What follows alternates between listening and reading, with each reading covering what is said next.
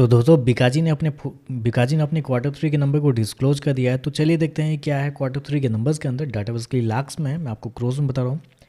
तो देखिए पिछले क्वार्टर की बात करते हैं तो पिछले क्वार्टर में कंपनी 830 करोड़ का रेवेन्यू जनरेट की थी ऑपरेशन के थ्रू। पिछले साल 713 करोड़ के आसपास, जबकि अभी देखें तो बढ़ के 790 करोड़ आपको जाता हुआ देखने को मिला। तो साल दर साल जाते हैं तो साल दर साल कंपनी के रेवेन्यू के अंदर तेजी आपको देखने को मिली। लगभग बोल सकते 12% के आसपास का जंप है कंपनी के रेवेन्यू के अंदर।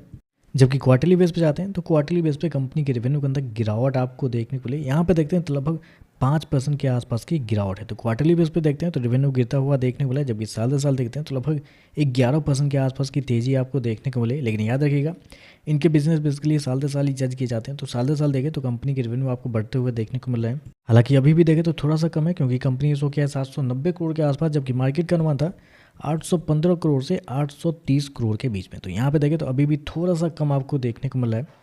अभी हालांकि आज ही के दिन में गोपाल स्नैक्स के भी नंबर आए हैं, उनके रेवेन्यू अगर देखा जाए तो क्वार्टरली बेस पे भी बढ़ते हुए देखने को मिले। तो ऐसे में थोड़ा सा मुझे लगता है रेवेन्यू थोड़ा कम है इस क्वार्टर में। खर्चे की बात करते हैं तो देखिए पिछले क्वार्टर में 730 करोड़ खर्च किए थे, पिछले साल 682 करोड़। अभी देखें तो कंपनी खर्चे 719 करोड़ आपको जाता हुआ देखने को मिला। तो खर्चे भी देखें तो खर्चे भी कंपनी के ठीक है कंट्रोल में देखने को मिला। साल दर साल तो ठीक है, क्वार्टरली बेस पे आपको ज़्यादा देखने को मिला। वो स्पेशली होता है कि हर क्वार्टर में कंपनी को इन्वेंट्री के नाम पे थोड़े से बचत होते हैं, अल्टरनेट क्वार्टर में कंपनी को कुछ नुकसान हो जाते हैं। तो इस क्वार्टर में नुकसान हुआ है, जब पिछले क्वार्टर में कुछ फायदे हुए थे जिसकी वजह से खर्चे कम थे पिछले क्वार्टर में।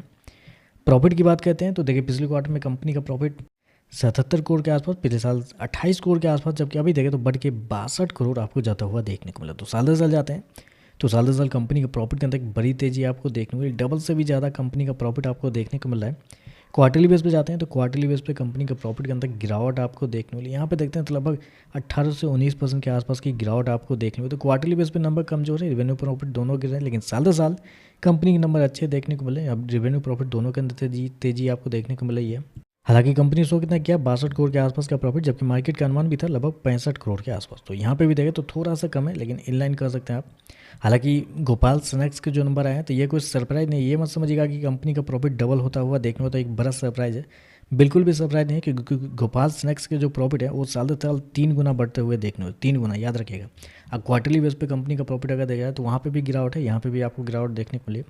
लेकिन ये सरप्राइज नहीं है कि कंपनी के प्रॉफिट आपको साल दर साल डबल देखने को मिल रहा है। ईपीएस की बात करते हैं, पिछले क्वार्टर में 3 रुपये 18 पैसे, पिछले साल 1 रुपये 15 पैसे, अभी देखें तो 2 रुपये 48 पैसे आपको जाता हुआ देखने को मिला है।